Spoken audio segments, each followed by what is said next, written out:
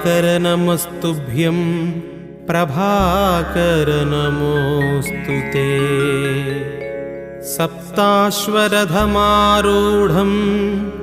प्रचण्डं कश्यपात्मजं श्वेतपद्मधरं देवं तं सूर्यं प्रणमाम्यहम्। लोहितं रथमारूढं सर्वलोकपितामहं महापापहरं देवं तं सूर्यं प्रणमाम्यहम्। त्रैगुण्यं च महासूरं ब्रह्मविष्णुमहेश्वरं महापापहरं देवं